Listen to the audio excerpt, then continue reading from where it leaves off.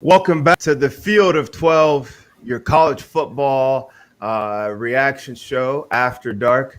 I'm George Whitfield, quarterback guru, sitting with the most talented group of quarterback analysts on this planet. Bryce Petty, pride of Baylor University. Christian Hackenberg, pride of We Are Penn State. Trevor Knight, Oklahoma and Texas A&M. He's led both. He's won at both. I got all three of these guys here. Fellas, we are just wrapping up another impressive win by your Michigan Wolverines. What do we think right now about Michigan? Do we know who they are yet?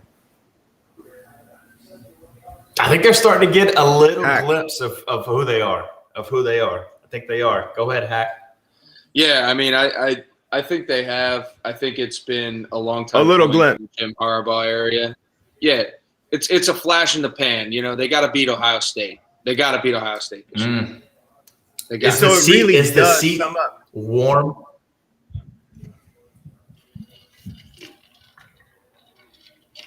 What were you saying, George? Bryce was just asking, is the seat warm, Coach Harbaugh? I'm really curious about your. Nah, I mean, I don't know. I think that's a tough thing to say. The guy has obviously had success, but when you're talking about that side of the division in the Big Ten, you got to win it. And when you usually look at that side, it's Penn State, Ohio State, Michigan, and Ohio State's just been, sunning everybody else on that side of the division for the past few years. So, I think Michigan brought Harbaugh in to give them a chance to make runs, and it's got to show up at some point in time. The seat is warming up, really, truly. You think Michigan can go out and get a better? It has to be. Why? It's national championship. Because it's right. The bar at Michigan, national championship. That's the bar. But no, I think it starts with Ohio State. To Hack's point, you have to beat rivals in this game. That's why you see so many guys circulate, in and out of the SEC, because they can't beat Nick Saban, right? You got a lot of great coaches that have come through there. Mark Richt, in my mind, should have never been fired because, man, he's a mainstay at Georgia. What that guy did for that program with us. But that's the point. I think from my perspective, Nick Saban is Nick Saban, and that's the Roman army. So if you're firing people because they're not beating the Roman army, we'll just get you a list. Somebody will break through at some point. But if the best is the bar, golly, like how many coaches just are waiting for that one breakthrough class or that one breakthrough moment? Trevor, what are your thoughts about that? We're on it now. This is the After Dark show. Trevor Knight, Jim Harbaugh, we're watching them right now with everybody back to home. Is the seat, is the bar, let's go with what happened. Is it Ohio State / national championship, or is it consistency in XYZ? What is it? What is the bar? Well, you look at the college football landscape, and the culture's just changed. No longer is it you got 5, 6, 7 years to get a program going, right? I mean, you've got to get going now, and you've got to win ball games now, especially at a school like Michigan.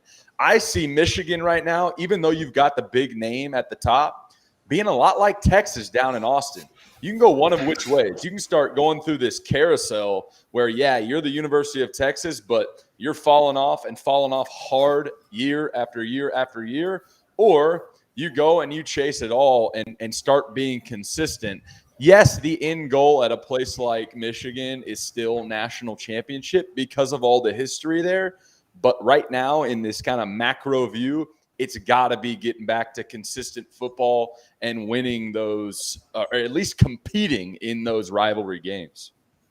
So if Michigan is like the LSU, if they have LSU's position, how LSU is positioned up against Bama, isn't that a role to support and back up Hack? I mean, if Michigan can LSU to Alabama in the Big Ten, then you also got throw in Penn State because I think Penn State is ahead of Michigan.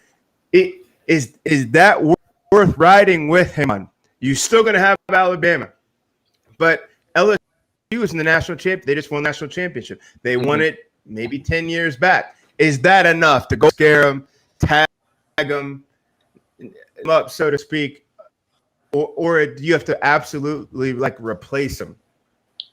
Yeah, I think that's hard, man, and I think that's one of the challenges with the Big Ten East is the fact that you have three traditionally touted programs in terms of in the history of college football with Penn State, Michigan, and Ohio State.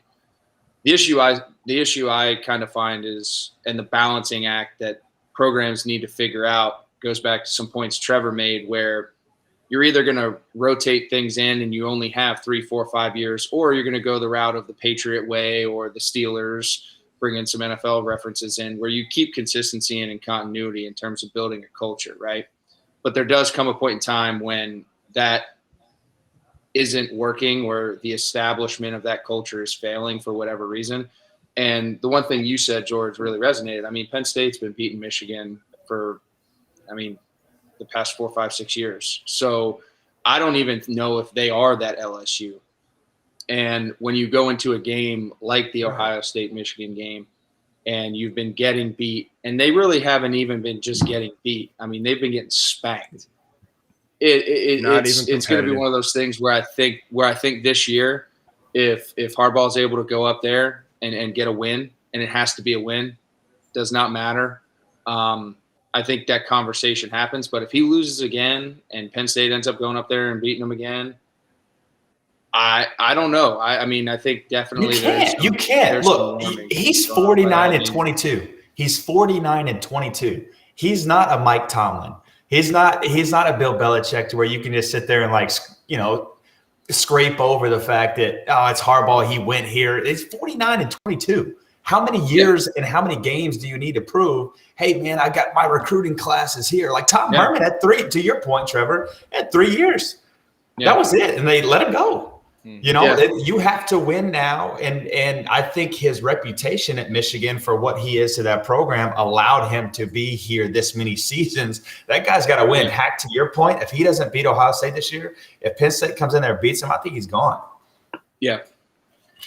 Wow. That might be the range. That's great point. Sorry. I think that's great points. I mean, you came in hot, and I appreciate it. Now I know that the temperature in this room is a little bit. I might have to take this off. But I mean, I think you were right on. I think you're spot on, dude. Hey, y'all saw that eye roll too. I hope everybody saw that eye roll when Hackett was like, "Man, this guy coming in hot like this." So Bryce Petty, just to be Bryce Petty, they're 2-0 and they're looking good right now. Bryce Petty accepting applications for the head coaching position at Michigan already. Noted. No. You didn't hear me. I said if they lose, to Hack's point, if they lose this year, State. Right? It's heating up now. This 2-0 team, they look pretty good, man. They had 200+ yards rushing last week. They just went ham again. This week right now, but at the same time, it's can he do it? Can he do it in a big game? Khakis or not. So let's go to this game. This is a big performance from my perspective. They had their warm-up game last week. They took care of business. Teams didn't. Now you get a Pac-12 team that came in preseason ranked. They tripped up. A lot of teams have not escaped predicted knockouts. Here you have Michigan all playing solid defense, all cylinders, and they had control of this game from kickoff to ending. Trevor, do you feel like we kind of now are getting a picture of who Michigan is? Enough evidence on film yet? Not near enough evidence yet. I mean, that's a Washington team that lost to Montana in week 1. There's obviously horrible issues going on up there at Washington. Michigan's going to find out who they are really quick. They got Northern Illinois next week, which again should give us a little bit more confidence in who they are. But I think it's a little bit elevated because then they go Rutgers, Wisconsin, Nebraska, Northwestern, Michigan State, who's playing good, and then obviously the games that we talked about later in the year. And everybody knows how this group feels about Rutgers. So we're going to find out who they are. They've got a gauntlet coming up after they get past some of these, first couple of weeks. It's like we always talk about, we're speculating right now. It's early in the season, but I'm not convinced yet in a Michigan ball club that, wins decently over a Washington team that's played horribly through 2 weeks. True. Okay, I'll ride with you on that. Michigan gets the big win tonight, 31-10. Big for them. You got it with each individual group. You got to start sustaining and getting down a winning rhythm. You have to get into that rhythm of winning. They're doing it with this group. I think a big hand in that is Cade McNamara and what him and Coach Addis are starting to settle in on. We need to bring you along, you the fan. First here at the Field of 12, we want to give a big shout out to our sponsor. We are Bet Rivers Sportsbook. Bet Rivers, we'll be covering them here in a little bit, but us and support us. We appreciate that. And you, the fan, the hair salon with all your girls to right at the bar with all your boys or the fellas or the barbershop or wherever you may be. We hope we can support you at the next tailgate argument that you can go in and smash up some or when your argument's going to be. But first, we do have an early tradition. We have an early tradition here at the Field of 12. Sip. We sip for many reasons. And first off, let's do our communal sip. Raise a glass for Coach Corso again today. We saw you, sir. And just out of the respect for all that you've done for college football. And then next, we're going to go down the line briefly. Today was a big day, big weekend in college football. Trevor, we're going to start with you. Your toast of the day, who would that go to, sir? Yes, sir. Yes, sir. I'm going to have a little fun today. My toast goes out to Bryce's ex-boyfriend, Mr. Kendall Briles, up there at Arkansas. Whoa. And they got a big win. They got a big win today. But it's not for total offense, and it has nothing to do with the pass game. But for a guy who is traditionally so pass-heavy, to rack up 333 yards on the ground, take it straight to the teeth of the Texas Longhorns. Toast to Mr. Kendall Briles. I know, Bryce, you and him have had a lot of long nights together and a lot of deep conversations. So a lot of cigars. That's right. Coach it up. Bryce Petty. Coach it up. It really goes to you, sir. Your toast of the day. Thank you. And what you guys don't understand if y'all don't watch film, Baylor was powerhouse in the run game. We loved our five boys up front. But I'm going to stay with the coach, actually. Crazy enough, I was teetering between a coach and a player. But Mario Cristobal up there bringing the Oregon Ducks, doesn't have his top two guys on defense with what we feel like is probably arguably the perennial number one overall pick and Kayvon Thibodeau. My guy's a black belt in jiu-jitsu and knows Muay Thai or whatever. I don't know if y'all heard that on the coverage today. Sounds like an awesome dude. Be a special agent. Oh, that's right. Yeah. And you saw his guys come up after the game. You could tell those guys love him. So, Coach, toast, way to go into the shoe and get your win. All right, so I'm going to go a little bit with a off the cuff. I thought it was a relatively bland Saturday of college football, all things considered. We had some things come up, but I'm going to go to the high school ranks. Shout out to the Winslow Fighting Eagles. Yeah, 32-30. 32-30. The boys came out big. Came out big. Winslow Fighting Eagles, baby. Behind win. It was a great game. It was a great game to be a part of. I mean, obviously I got to watch it, but it was good. Real quick before we go, George, how many tall boy Miller Lights do you think that our boy Hack has drank down in his dungeon while No, on the sideline. No, on the sideline. A tall boy. Bryce, I'm a professional. In his back pocket. Bryce, I'm a professional. I would never do that. I would never do something like that. strictly. I am a professional. I can separate work, business, and play. I can separate those two things. Come on, man. Come on. A true professional knows how to combine the I three. believe you, sir. There goes the Big 12 trying to smudge the Big Ten's name. There's the tip. My toast of the day, I had, at one point I felt like I had 8. This specific, it is a coach. He's been in the horseshoe before and came out on the wrong side several times before. He was the defensive coordinator for Michigan. Now, as the defensive coordinator at Oregon, Coach Tim DeRuyter. Ooh. Toast. Cheers. I thought Oregon was tough. They had a great scheme. They were resilient, and there was no easy way out of Columbus. Even after you've led by a down, 8 minutes left, that defense, they still had to be called upon. Many times Ohio State got down there in the red zone. They could not run the ball today, and they just bowed up. Big for the Pac-12, I thought. Coach DeRuyter, all the respect in the world, sir. I know that game plan had to have layers to it. Congratulations. All right. Yep. Quickly, if you haven't signed up with BetRivers yet, now is the time because they are offering a $250 match for your first deposit. But what sets them apart is that they require one play through to turn your bonus into cash money.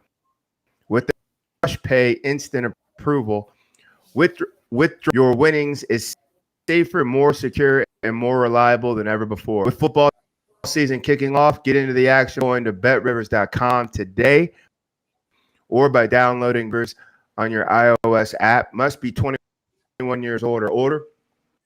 Got a problem? Call 1-800. We appreciate BetRivers. So, fellas, let's get it. Was a heavyweight match. There's actually a couple of them. I thought there was a premier heavyweight match like the pay-per-view one happened earlier today. We were accustomed to seeing that in the prime time. Oregon, we spoke on it. Travels across the country, minus their 2 players. After really just kind of winning a decision last week against Fresno, and then goes after one of the 5 families in their house and takes them out. Hack, what does this say about the Buckeyes, and how big of a win is this just for Oregon? But you said it earlier in our text chat for college football, or specifically for the Pac-12, and how it pulled this off. Yeah, I mean, for me, I think that it really clears up the picture for those next 2 spots in the college football playoff. To me, I have it relatively locked in with 2 SEC teams. Whoever wins the East and the West, I think they're both going to get in. To me, I hope it's Georgia and Alabama, specifically Georgia for my previous praise. But I think when you look at it at the big picture now, you have a susceptible Ohio State team. I thought Minnesota gave them a run for their money in the first week too. And to kind of piggyback off our earlier conversation with Michigan, I think it now leaves the East a little bit open. And I think a team like Penn State should be really licking their chops coming off a big win up at Wisconsin, beating a foe from the West, and then being able to kind of piggyback off of a big win from not a big win, but just a win over Ball State today pretty decisively and getting in a rhythm and trying to figure their things out in terms of how they want to do things moving forward throughout the season. So I think for the Big Ten, it really opens up a chance for someone in the East to take advantage of it. For Ohio State, they kind of left the wound wide open and haven't put any stitches on that puppy yet. So we'll see what happens. But I'm excited to see what it means for the Big Ten, what it means for the grand scheme of college football, because I really think that it now has solidified 2 playoff spots to be up for grabs. You have a 1-loss Clemson in the ACC. You have Bryce's Bearcats up there trying to scrap and claw and put a resume together that can Get past them Murray State spot. So yeah, Murray States and whatever. So I think it's interesting. We got the dub. We're eating dubs. Yeah. You did right, indeed get the dub. Trevor, I want to go to you because from every big win, you can't have a big win. I hate to call it an upset, but it is. You cannot have an upset without some type of pivotal performance quarterback. Like the other units can't pull off an upset. They can support you and get the edge, but the quarterback has to drive you through. Anthony Brown's a transfer. Played his ball at Boston College, just arrived at, and now he's part of one of the pivotal program wins they've had. And I mean, easier transfer quarterback.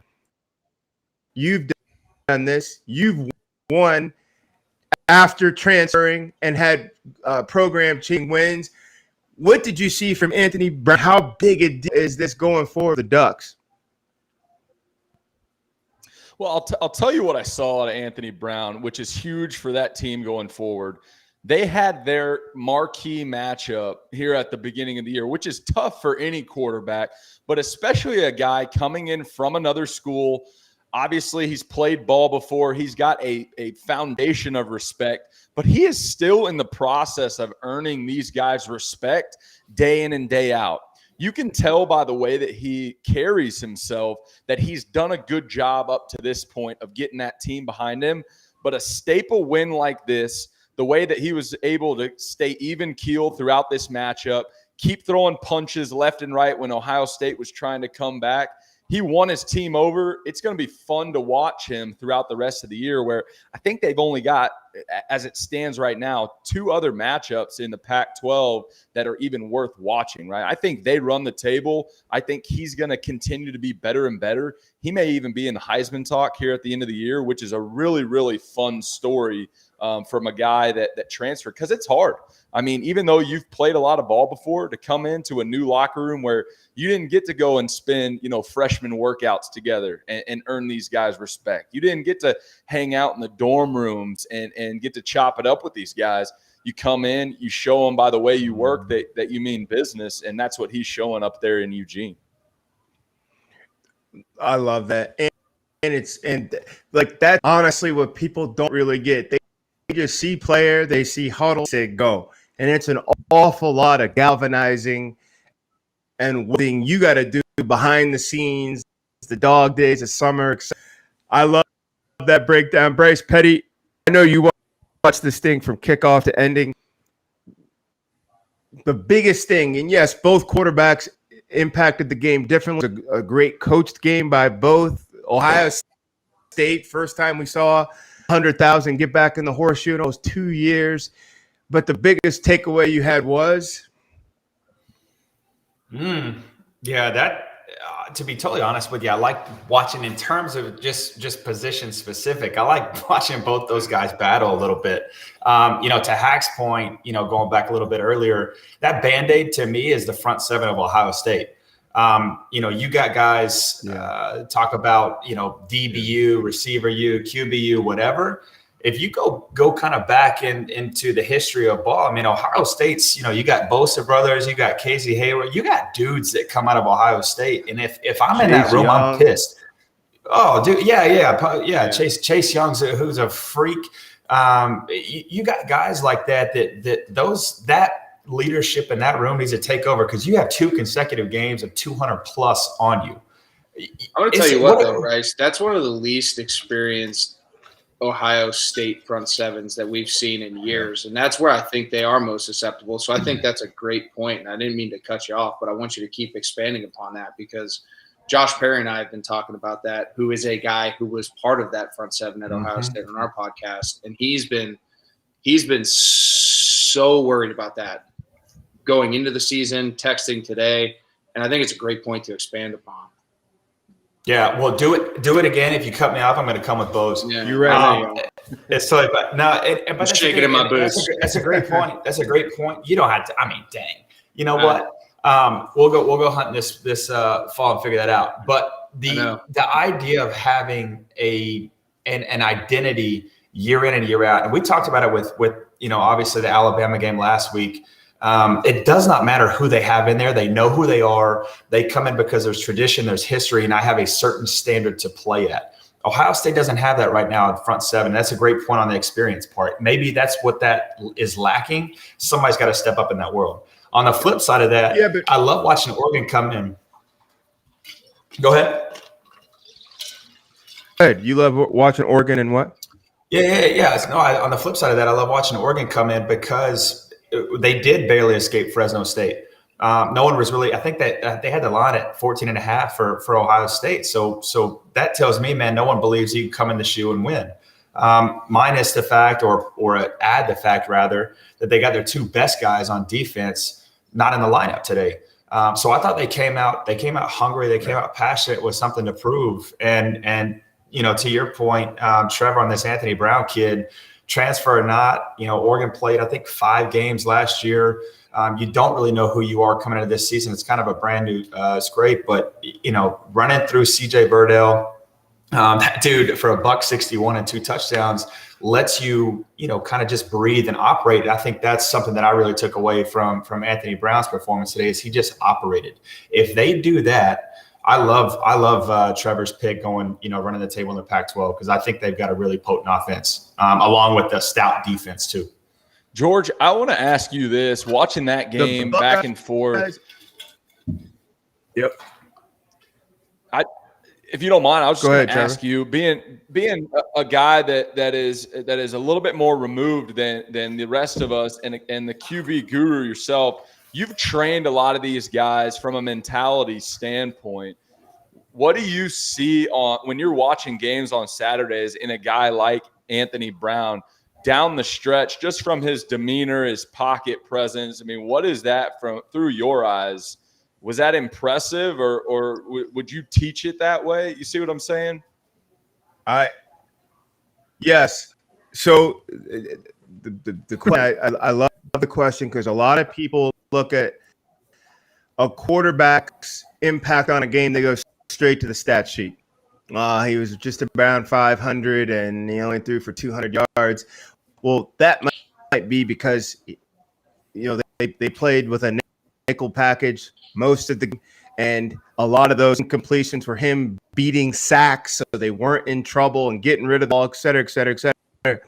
So when you ask about Anthony Brown, for me, I love the performance because job one this week against Ohio State, it wasn't to be a play damage. He had no crucial mistakes. Yeah. Oregon couldn't have survived a crucial mistake. He didn't throw a why not ball. We all know it's hard when you're back there. You got an extra beat of time. You see somebody scream, why not? Like, he didn't throw that. He didn't try anything. He never had tonight. He never threw dice. He made the pragmatic play. He was in tune with his coordinator. He knew what the circumstances were, and he just simply did his job, pulled the ball down when he needed to, got to the checkdowns when he needed to.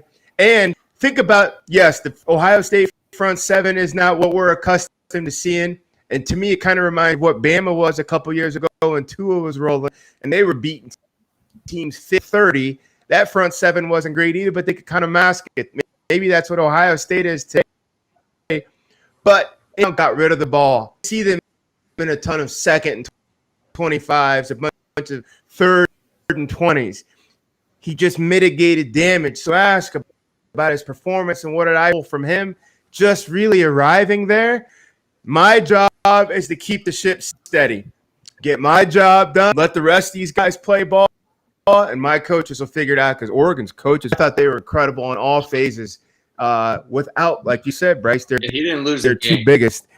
No, he did not lose the game. And then real quick, by doing this, before you go on. Yeah, right. Exactly.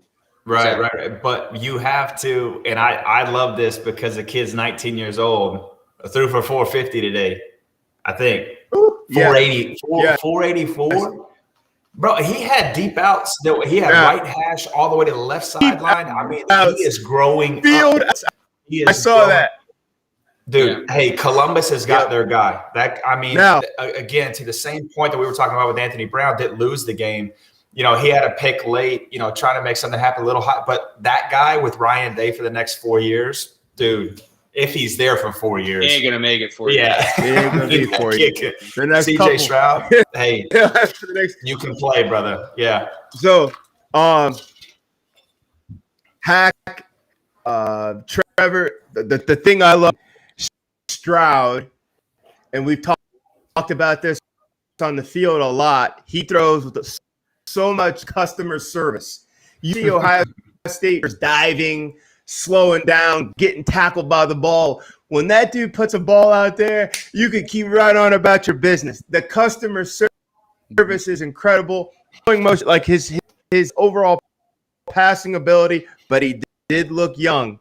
That last series he had when he just kept it coming out of bounds or put it up out of bounds, look young by just saying it kind of goes back to where it says this thing work. Maybe it doesn't. Youth thing, is that a mark of youth?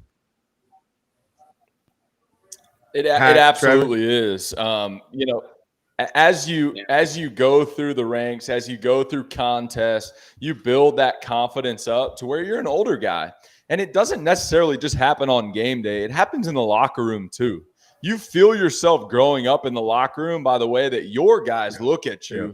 And then when the whole world's watching you, it comes out, right? That takes time. But to your point, he's got the tools. When he develops that confidence to go down and win a football game, he is going to be scary to watch. But in terms, I love that phrase that you use about just putting the ball on the money, right? Right. I asked a guy that I played with who's playing for the Cardinals now, in Christian Kirk. I said, hey, what is the biggest difference between me and Kyler Murray? Because I was curious what his answer would be. And obviously there's a lot of things. I mean, I'm way faster. I'm way shiftier, all those things. But he said, you throw a very hard ball. He said, you're accurate. Yeah, it gets there. But when I catch the ball, it hits my hands hard, right? When Kyler throws the ball, yeah, it's got zip on it. It gets there on time. But every single time it's like catching a pillow. And so that was interesting to me. And I saw that today in CJ Stroud, where these guys, it just feeds into their body. It's just effortless. They just put it right in the breadbasket. That's a sign of a guy that can get it done. Would you repeat that again of what Christian said about Kyler's ball? It got lost. At least over here, it got lost. Yeah, no, he said it was a soft You're ball, saying right? the difference. What is Kyler's Christian? Yeah, he said it was a soft ball. It was like catching a pillow, right?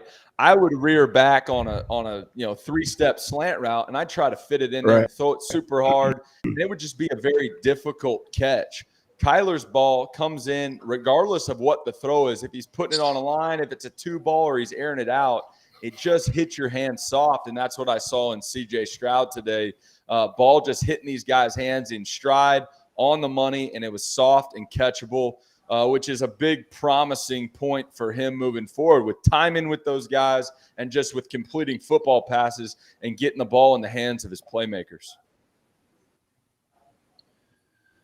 Yeah, I think just piggybacking off that, Trevor, I mean, with the guys that they have running out there too, if you give those guys footballs where they have the opportunity to catch and run that and customer make plays. Customer service.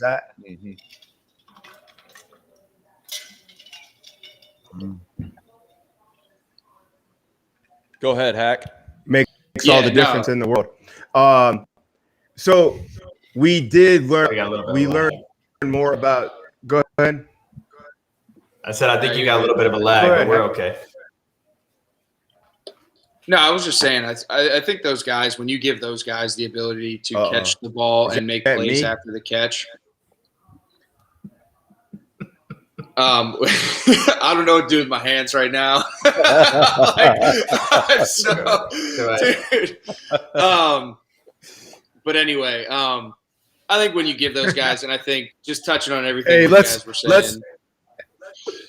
So, Hack, once you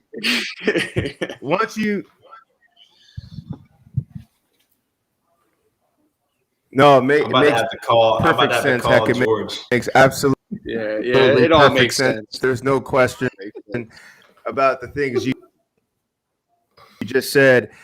Hawkeyes roll to Ames.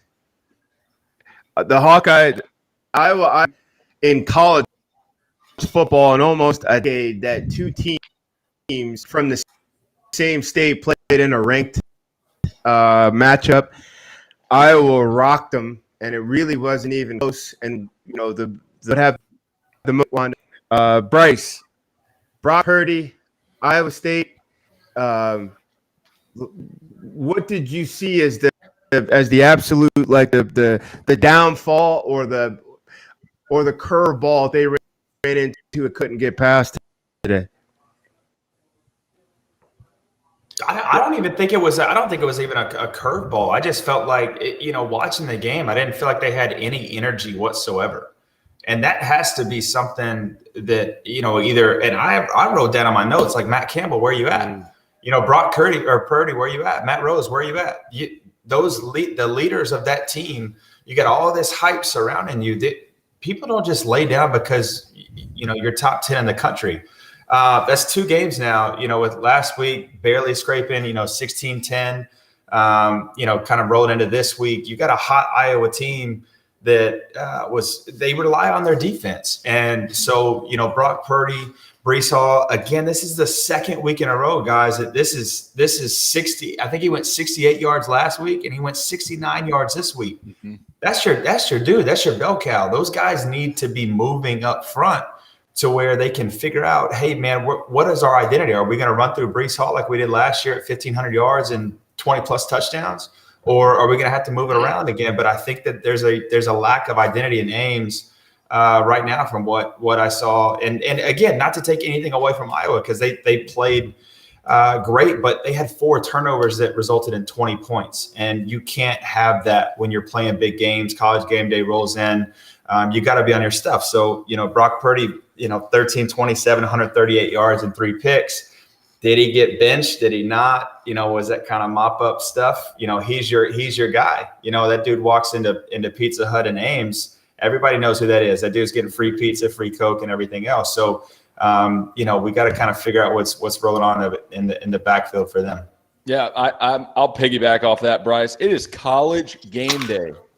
You're Iowa State. It's an in-state rival game. Yeah. And college game day is in town. I know you guys have played in this position. I got to play in several college game day games. I know you guys did as well. You are licking your chops. I'm laying in bed at night sitting there thinking, man, I dreamed of this moment. Did I go out and play my best in every one of those games? No, I didn't. But I definitely had a chip on my shoulder that day. And Bryce, to your point, they looked just off. They did not come out with that energy. Brock Purdy, if you would have told me through the first 2 games with all the hype that they've had through the offseason that he was going to have 0 touchdown passes and 3 picks, I would have put every bit of money that I have in Bet Rivers on that because I said, no way. I mean, these guys were supposed to come out, and maybe we've been looking at this all off season, and we've given them too much credit. Maybe it's still just little old Iowa State.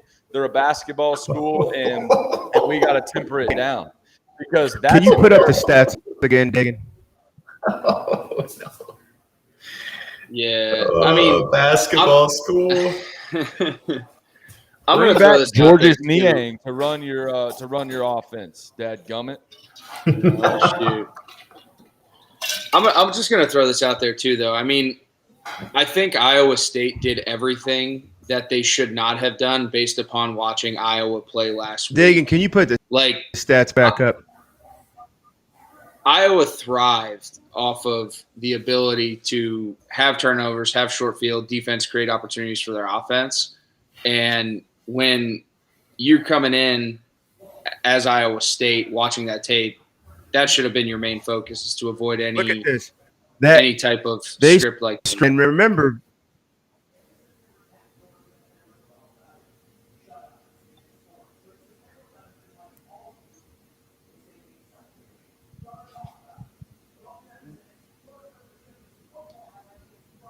go ahead, Hack.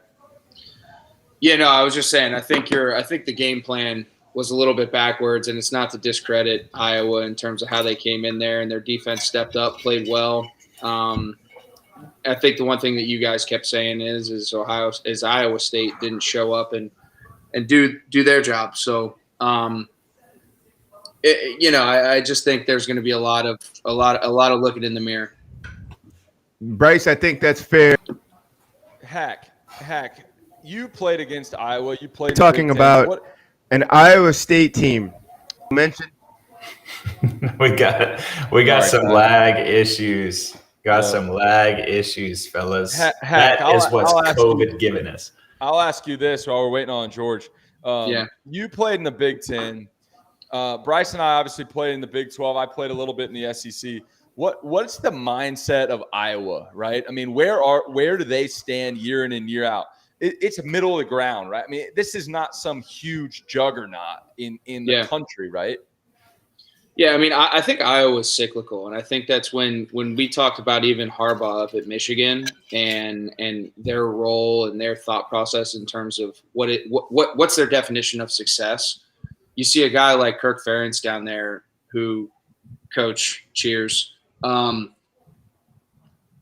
has just consistently done a great job of figuring out how to bring the type of kids that he wants in there, understand that they may take their lumps for 2 or 3 years, but if one thing's for certain, they're going to play hard, they're going to be prepared, they're going to be smart, they're going to be able to execute a game plan, and they're never going to really beat themselves. And I think you have a few teams in the Big Ten like that. You have Iowa, you have Northwestern. I think Pat Fitzgerald has done a great job of kind of adopting that same type of game plan.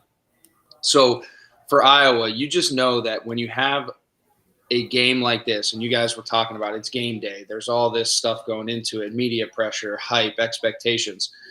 Iowa's always going to show up. And I think, like I said, kind of going back before we had all those lag issues, Iowa State, I thought, had a great tape to watch from last week in terms of Iowa's weaknesses, and they really did nothing to try to exploit those and or help their case to be able to win this football game today. Yeah. Did you guys with Billy O, did you guys try to spread out teams that had that stacked, box and that's where they like to play? I mean, would that have been the game plan they should have done? Even though I know Iowa State has 2 great tight ends, that they like to kind of run through, but is that something that you guys try to exploit when you see that?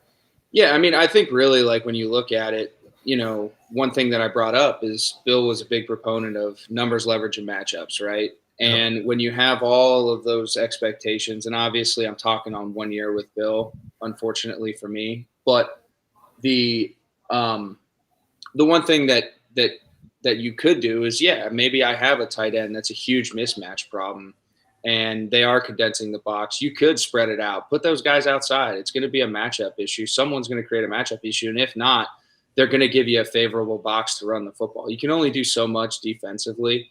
And then offensively, you just have to be able to kind of adapt and react and make those adjustments. And I just don't know if it was in Iowa State's DNA or if it's just one of those things that kind of went over the offensive staff's head, halftime adjustments and things of that nature. But I think the real big thing was that Iowa thrived last week of being able to create turnovers defensively and get short fields and create scoring opportunities off the turnovers, because offensively Iowa was still struggling. I mean, you looked at Petrus's numbers. He was 11 for 21 with a touchdown, like $118. It's pretty Samaritan, and they haven't showed any explosiveness on that side of the ball. So for Iowa State to give them the football 4 times and create opportunities for them offensively, I just think it was a failure in terms of a game plan standpoint.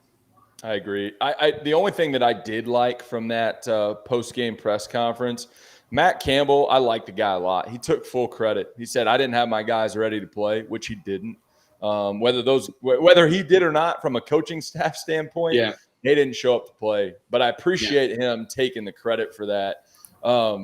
Let's move on. Another, kind of highly touted game going back to the old Southwest Conference days. They used to play in the Cotton Bowl all the time. Texas traveling on the road to Arkansas just to get absolutely punched in the mouth. Bryce, you played against Texas. You understand. You grew up in Texas. You know kind of the prowess that those folks have in Austin. What are your thoughts on that game all the way around, getting just shoved around for 60 minutes? Well, I tell you what was really interesting is even on our podcast, Trevor, when we covered the Big 12, I think both of us actually picked Texas to come in and take care of business based on what we saw last week against, Louisiana Lafayette. That team and then what we saw tonight, I thought were two totally different teams. And whether or not they walked into a situation where Arkansas sitting there saying, "Hey, welcome to the SEC," or it was a situation where Texas was just sleeping, who knows? But I mean, they got 300 yards ran on them, and that was like with 10 minutes left in the fourth quarter. What's really interesting about that is what Kendall Briles, Sam Pittman, and those guys are building, in Fayetteville is really interesting because and for those of you out there who don't know, but Kendall Briles was the OC at Baylor when I was there. We loved running the ball. That started our entire offense. It 100% started our offense because with tempo, with running with ground and pound is when we really start to wear down people. And that's what you saw, those guys do to Texas today. So, I was extremely disappointed in what I saw in terms of product of the field for Texas, just because there's too much talent on the field for them, I think, to get beat up front like they did in the first half. And then really in the second half is when they really got it. They just look like loss of identity, right? I mean, I think it's kind of what we keep talking about, throughout these first couple of weeks, because it will take weeks to figure out something that Bill Belichick, I think is just a really cool quote that he always talks about is he doesn't know who his team is until week 12, 13, and 14 of the season. And if you think about it, there's only a couple of games left until they're in the playoffs, right? But that identity needs to start kind of coming out in Austin. To you guys' point before, circulating coaches isn't going to help that. They got to figure out who they are internally. Hats off to the offense in Fayetteville. Hats off to Coach KB. What I saw was complete domination on both sides of the football. Absolutely. Welcome back, George. Oh, now we don't. Now we don't have a speaker. You're gonna figure it out at some point. It'll happen. You're gonna learn today. I'll ask you this: just talkie. just from a rivalry standpoint, to go to a cross conference to an old time rival, and have lack of energy. We've talked about that a little bit with Iowa State having lack of energy and some of these other teams, right? Texas, to me, just had a complete lack of energy. Is that, from an energy standpoint, a cultural standpoint, is that something that, hey, we just showed up and it was one of those kind of nightmare days and it just wasn't rolling for us? Or is that something where week in and week out, you have to create your own energy on the road? I mean, you got to play in some of the biggest and baddest stadiums in the country. Yeah.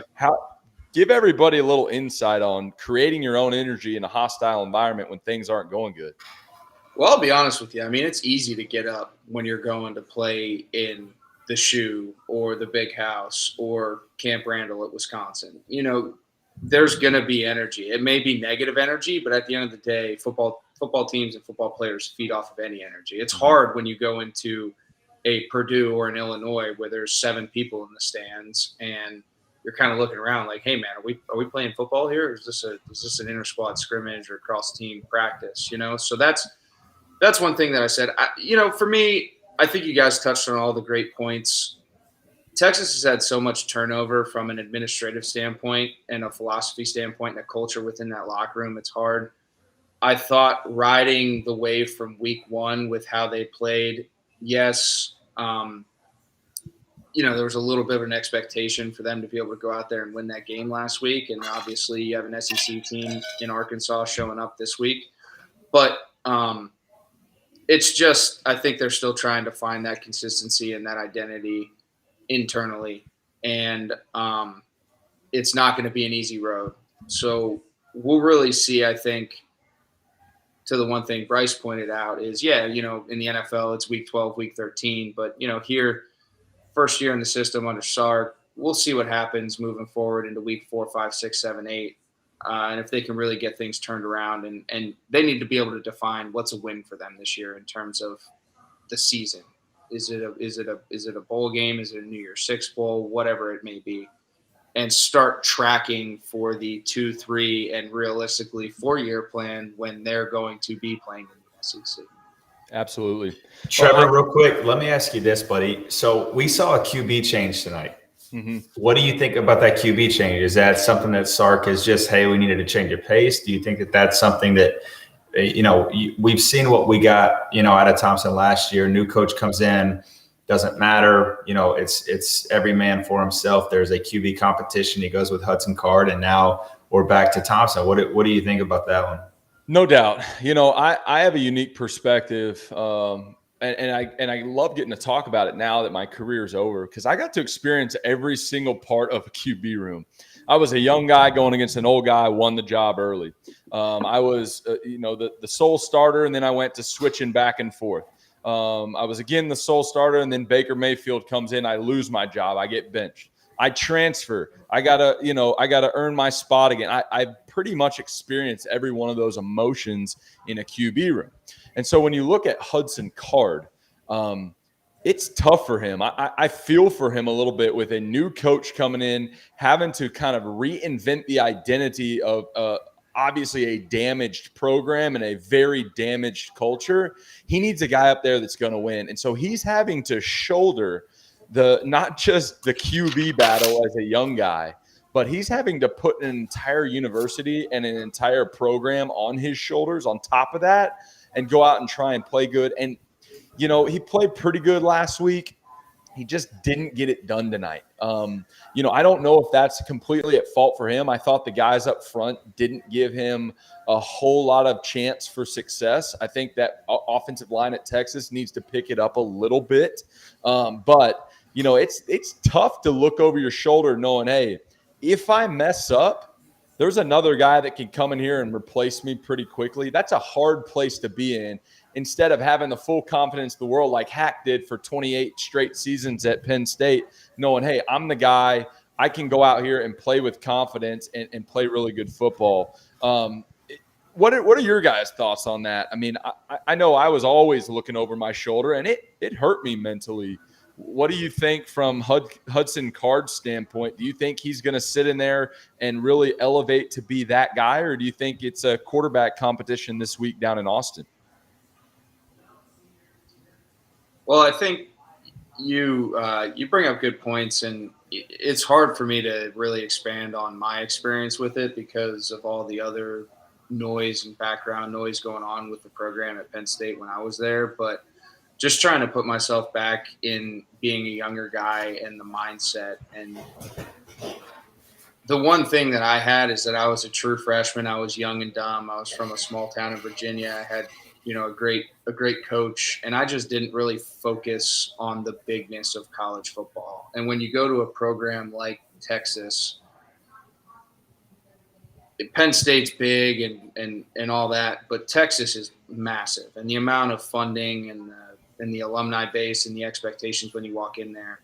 And just before you go on, Hudson Card grew up right down the road. He's an Austin kid. He went to Lake Travis, followed up Garrett Gilbert and Baker and Charlie Brewer and all these guys. So to your point, he was on the big stage. So keep going. Yeah, and he just, he couldn't get away from it, right? And it wasn't that Texas had any type of outside influence on where the state of the program is right now. Like it was all self-sabotage. Like they earned all this. So there is pressure and there's a lot of noise, and there aren't any excuses for them as a program. But I think a good exercise for him would be just to going back to controlling the controllables and focusing on the fact that this is football, man. It's a game. Have fun with it, and understand that there are going to be circumstances that you don't necessarily have 1,000% control over. But as long as you go back and fall back on your fundamentals, execute the game plan, and just kind of simplify it again. I think that's the one thing that we all as quarterbacks allow to get in our heads and start clouding our mind is all of the static that's out there. If he can just simplify that and figure it out and just take it a day at a time, a rep at a time, and go out and execute, he'll be all right. Love it. I love it. Let's move on back. We'll go back to your country, Hack. Sean Clifford. Let's talk about Sean Clifford for a little bit. Bryce thinks that he looks exactly like you in uniform, which I'm starting to agree with. He's got a little bit of a ginger beard, though. Like, I couldn't grow facial hair, still can't. I think. Dude, I think if y'all had what's crazy, if y'all had shoulder pads walking in the same room, I couldn't tell you apart. If y'all were at a party at Penn State, whatever, did y'all have bars or was it more like house parties? What did you guys do out there? Farm? Well, I was never 21 when I was on campus, so I can neither say that I was or was not at either. Hack, are you 21 yet? I got a quick. Are you drinking Miller lattes underage over there? Miller lattes. That goes into the jar. That was a subtle self-suck on the fact that I was drafted before 21. We'll get to that later. But my thing is, if you guys walked in the party backwards hat on, I couldn't tell you guys apart. So I'm actually really excited to to hear what you think. I think you need to go see an optometrist, Bryce. I think you need to go visit the optometrist. We could do that. No, listen, I love Cliff. I think when you talk about a quarterback battle, a mental battle as a quarterback, he's had a pretty unique path. I mean, he's had, I think, 4 offensive coordinators since he's been up there. There's been a lot of turnover on that side of the football in terms of philosophy. But when you look at a guy who's come in, earned his stripes, I think a common theme that Trevor's brought up, being able to win over locker rooms, win over different mentalities, win over the trust of different coaching staffs. He's a guy who's been able to do it, and a guy who got benched last year for Will Levis, who's now down at Kentucky, and did his thing throughout the offseason and got back and grabbed the reins and started driving that ship a little bit. So, you look at Cliff. I think he's a scrappy dude. I think the guys play for him. I think he's got some arm talent. I just think that ultimately, like, the biggest thing that's created hurdles for him in his career has been consistency and comfort within a system.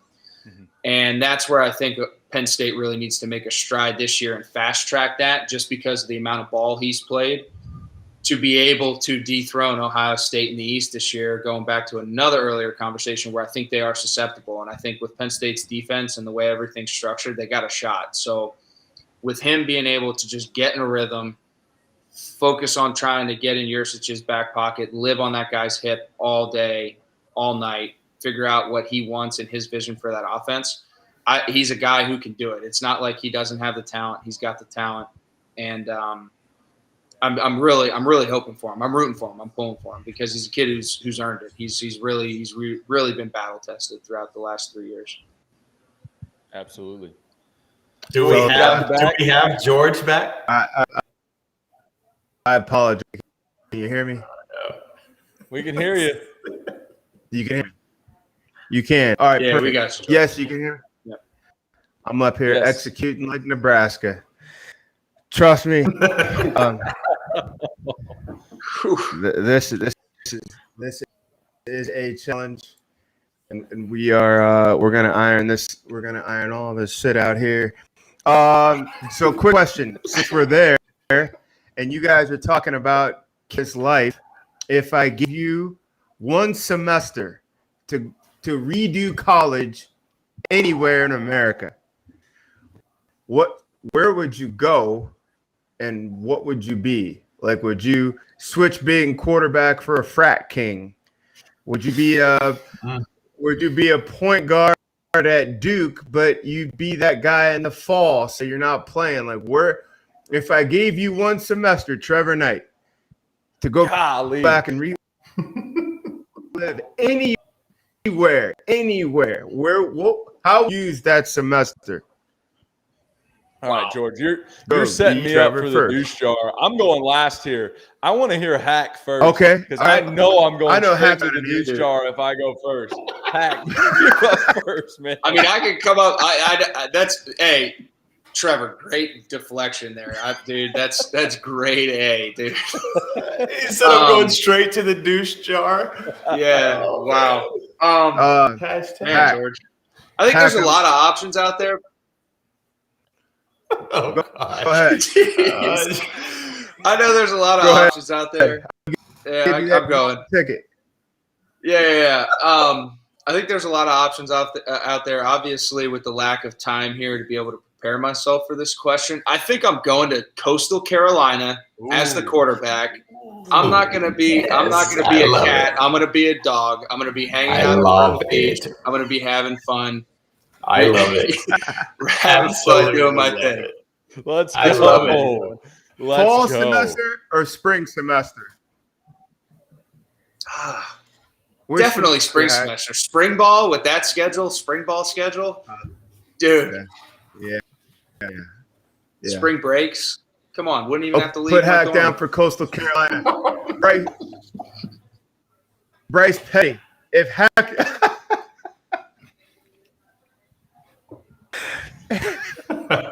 I don't even know what he's saying. Man, I don't even know what he's saying. If I had to choose based on the question that's here, yeah. Would you come out of Texas? Would you leave the state of Texas? First of all. No, I think I would. In another life, I think I would either follow. I think I would follow Justin Thomas's footsteps. I would be in Tuscaloosa, but on the golf team. Ooh. I go play golf in Tuscaloosa. That makes sense. Interesting How many play. times you schedule on a weekly basis? Yeah, no doubt about it. No doubt about it. In the fall or the spring, like, do you want to be in season or do you want to be a golfer on campus? But it ain't my time yet. No. I would 100% be in season. I would be throwing darts on the golf course. Come out, crush some beers, watch Alabama put up 50 on somebody, and then celebrate the national championship that way. All right, I formulated. So your boys with all the football players, right? All of them. All right, Trevor. All of them. We ride together. Yeah, the thing about Bryce's pick, I mean, that's cool. Like, looking back, because Justin Thomas is great now, but like I doubt he had a great college experience. I don't know if he was super famous then, but I don't know if he had all that much fun while in college. I'm going to LSU. I'm playing shortstop at LSU. We're packing it out with like 15K every night. So I get to go enjoy. Death Valley during the week, during the fall, and then I'm putting on and going to win natties in the spring, and then I'm staying there all summer, and we're hitting up every pool during the summer. Y'all know how the summer is. The pool in the summer. I'm playing shortstop for the Tigers down in the Bayou, baby. That's a good call. So first of all, can you guys hear me, or am I still? Am I still late? You're in and out, and a few minutes late. Day late and $1 short. No doubt about it. Bear with me. That Wi-Fi in California is a lag. Spot my dollar. No, there's going to be a Verizon Fios van outside of George's house on Monday. Expedited. I got a guy. Oh, yeah. 100% expedited. I love it. Boys, it's been fun. Hey, we're battle tested. Okay, this is week 3 of After Dark Show. We're already battle tested. It can only go up from here. Super excited to be a part of this whole spiel with you guys. This is probably going to be our sign off, considering that our esteemed hosts can't figure out how to not lag. So it's been a great sign off. Technology, man. We're all getting used to this. It happens, man. Code affects everything. So it just, we gotta roll with the punches here. Yep. Hey, follow us every week. We're gonna be doing this every Saturday. It's a lot of fun. Love the insight from Hack and Bryce and George. And then follow our individual podcast. Hack and his boy up there doing the Big 10. Bryce and I doing the Big 12. We got some folks doing the SEC. We're all over the place. Follow us on Twitter, YouTube. Subscribe to YouTube. Anywhere you can get the podcast, go tune in. And we're going to be doing this every Saturday night. Hopefully we hit the audible and get a little bit smoother as we go throughout the weeks. But no doubt about it. For this week, another great week of college football. And let's get on with it, boys. Yes, sir.